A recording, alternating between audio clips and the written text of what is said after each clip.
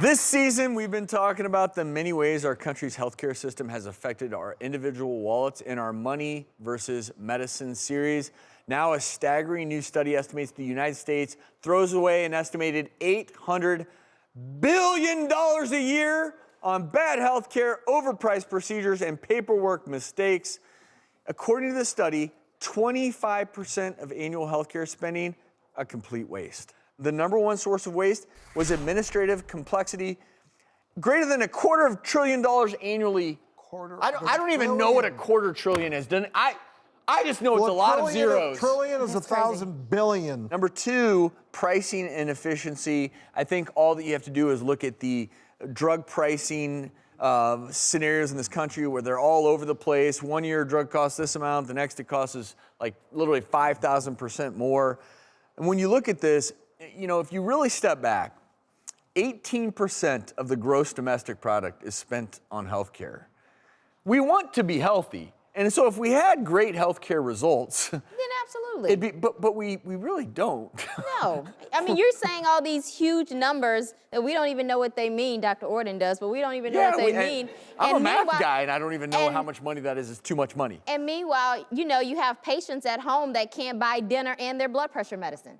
That's right. Exactly. When you talk about overtreatment and overpricing, it's because the incentives in healthcare are to overtreat, are to overtest, are to over-administrate, are to create complexity and obfuscation. And are to overpay individuals at the top as opposed to putting the dollars where they should be, and that's on patient care. Well, and I think it also has to do with legal reform. I think there's too many lawsuits in all aspects of healthcare. That's driving the way doctors are practicing medicine too defensively, ordering too many expensive tests.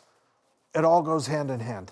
It really does. And honestly, there's so much waste. Where do you begin? Well, I would argue at the individual level. When you go talk to your doctor or healthcare provider, ask the question, what alternatives are there? Do I really need this? Well, if I don't, what can I do instead? If you ask those questions, you yourself can decrease some of the wasteful spending that you might be spending on your own healthcare.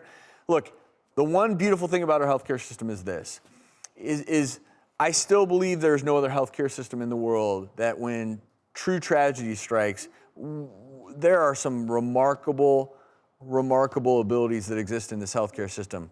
But where we struggle is on the fringes with things that we end up wasting our money on without even realizing it.